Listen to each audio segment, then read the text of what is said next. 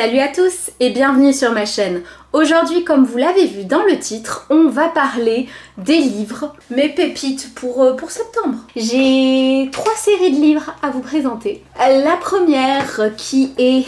Je vais vous sortir les noms parce que sinon on va pas y arriver. Un palais d'épines et de ronces. Donc le premier livre s'appelle comme ça. Il y a toute une série de livres, je crois qu'il y en a 8 de sortie. Je pense les 6 ou les 7 premiers c'est avec un personnage principal et après on change de perso.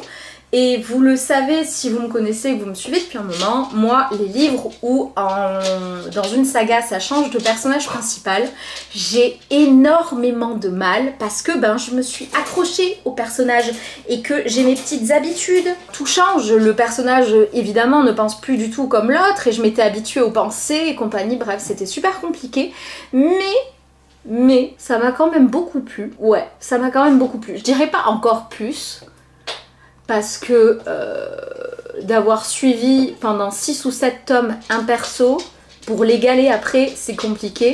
Mais c'était très très bien et je ne voulais pas vous en parler avant ce changement de personnage parce que je pensais que ça allait tout détruire en fait. Sauf que non, ça va, ça suit le rythme. Donc on est dans un monde post-apocalyptique un petit peu, il y a eu des guerres, il y a la famine, etc. Et le monde est un petit peu séparé, enfin du moins le village où on est avec le personnage principal est séparé d'une muraille. Donc il y a les humains d'un côté et les faillis de l'autre côté. Je sais même pas exactement comment ils appellent ça, ça fait un petit moment que je l'ai lu mais je voulais absolument vous en parler. Et en gros, les humains sont dans la famine, ils galèrent beaucoup pour certains à s'en sortir. Il y a beaucoup de racisme avec les faillis parce que ils peuvent prendre au dépourvu les humains. Bref, c'est vraiment très très bien monté. Il y a beaucoup de choses qui... Enfin, tout est très bien fait dans ce bouquin. L'écriture est très fluide et les personnages, c'est vraiment pépite sur pépite. Au début, quand j'ai lu le résumé du premier tome, je me suis dit ouais, bof, vraiment. Parce que c'est l'histoire d'une jeune femme qui est la plus petite d'une fratrie. Elles n'ont plus leur mère, mais elles vivent toujours avec leur père, qui ne vaut plus un sou, et c'est elle seule qui permet à tout le monde d'avoir à manger en chassant. Et manque de bol, un jour, elle finit par tuer un failli qui s'était transformé, donc elle est amenée de force pour payer son dû de l'autre côté de la barrière, et elle va finir par y trouver sa place, pour ne rien vous cacher d'autre. Et moi, je voyais ça un petit peu comme le sortilège, je sais plus quoi, là, que j'ai lu il y a pas longtemps, je vous mettrai les couvertures à chaque fois. Et je me suis dit, ouais, bof, une histoire d'amour encore. J'ai beaucoup aimé le livre là, le sortilège machin, mais moi je voulais un truc un petit peu plus piquant. Et j'ai pas été déçue. Non, non, non. C'était vraiment énormissime, les personnages ont vraiment beaucoup de profondeur, on comprend beaucoup de choses sur le personnage principal, enfin on est vraiment emporté dans ce monde-là et je n'arrivais pas à décrocher. Ils ont filé sur Booknode directement dans ma liste de diamants, c'était vraiment la pépite du siècle. La pépite du siècle, et je suis trop contente de les avoir lus. Donc si vous aimez les trucs post-apocalyptiques, mais surtout les livres fantasy où il y a de la romance et plus, foncez. J'ai pas d'autres termes. Je sais, ça peut faire peur, 8-9 tomes, mais franchement, ça en vaut tellement le coup, c'est un truc de barjo. Je vous ai donné envie de lire. Moi j'espère, hein, parce que ça, c'est vraiment... Ensuite, mon deuxième gros coup de cœur, c'est de sang, d'écume et de glace. Alors, j'ai énormément hésité avant de lire ce bouquin, enfin ces 2 tomes, parce que moi j'ai encore les a priori que les Français, on n'est pas capable de faire des films, des séries et des livres de qualité. On est à la ramasse pour moi, on est à la ramasse. Et l'auteur... là, elle m'a fait changer d'avis, clairement. Et en plus de ça, donc il y avait déjà le problème de l'auteur qui est française. Ça se passe donc en France. Et en plus de ça, ça traite de sirènes.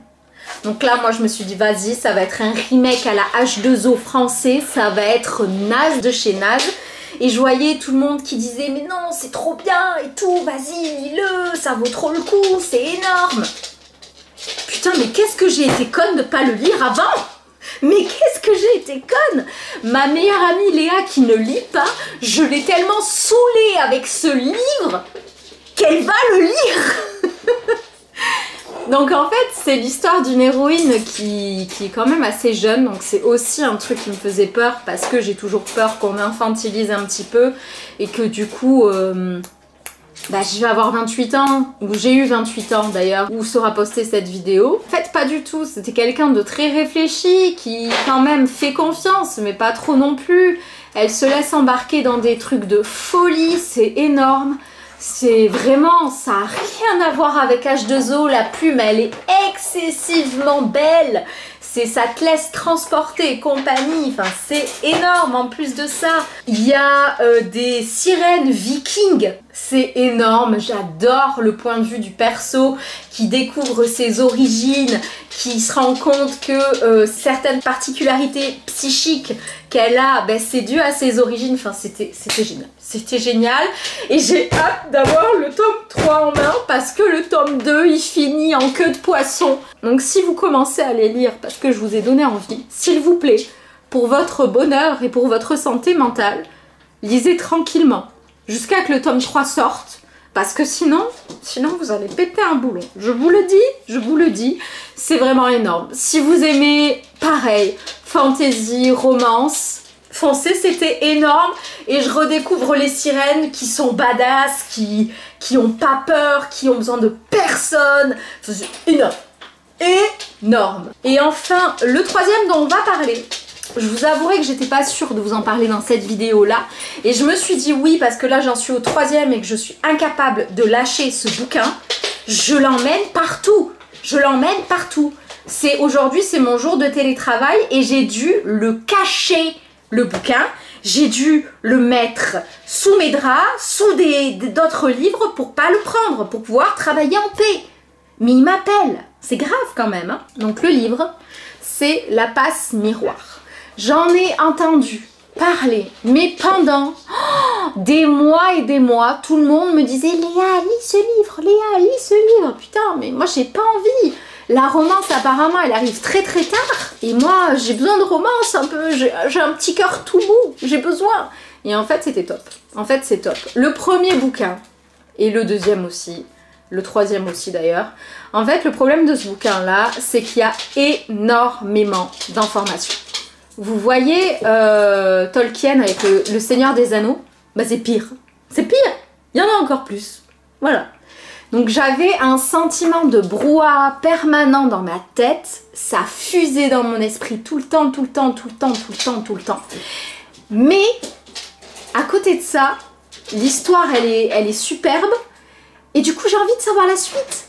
Mais c'est l'entre-deux qui me saoule un peu et là je pense avoir commencé à m'habituer un petit peu au truc. Il y a des moments où je suis obligée de couper la lecture parce que mon cerveau il arrive plus à suivre. Je lis trois fois la même phrase et j'ai toujours pas compris parce qu'il y a plein de nouveaux trucs à assimiler dans chaque bouquin. Mais ça vaut le coup. Franchement, ça en vaut le coup. Je ne sais pas ce que ça va donner par la suite. J'en suis qu'au troisième et j'ai bientôt fini d'ailleurs, j'en suis à la moitié alors que j'ai commencé hier. Non mais c'est une catastrophe ces bouquins, c'est une catastrophe. Il va falloir arrêter d'écrire aussi bien parce que moi après j'ai envie de savoir la suite et j'arrive pas à lâcher et je fais rien d'autre. Et après les gens ils se plaignent qu'ils ont pas leur tirage. On est où là? Si vous aimez les histoires un petit peu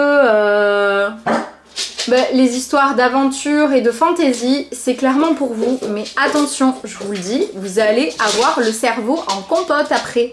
Clairement, vous allez avoir le cerveau en compote, je vous le dis. Parce que il y a énormément d'informations, comme je vous le disais. La passe miroir, ça chamboule un petit peu beaucoup de choses dans ma tête. Je suis pas encore tout à fait prête à mettre les mots dessus, je pense. Franchement, c'est génial. Franchement, lisez-le. Ça en vaut le coup. Il faut s'accrocher, ça c'est sûr. Mais ça en vaut le coup. J'espère que cette petite vidéo vous a plu. J'étais survoltée, mais en même temps, je suis en plein dans un bouquin et je suis survoltée. Voilà, j'ai rien d'autre à vous dire, je suis survoltée, excusez-moi, c'est comme ça. N'hésitez pas à me dire en commentaire quels sont les livres que vous avez lus en ce moment et si moi, vous me les conseillez ou pas. Si également ceux que je vous ai conseillés, vous les avez lus ou si je vous ai donné envie de les lire. N'hésitez pas à aimer la vidéo pour m'encourager un petit peu. Vous pouvez me suivre sur les autres réseaux, vous abonner à ma chaîne et pour le reste, je vous dis à très vite dans une prochaine vidéo. Salut!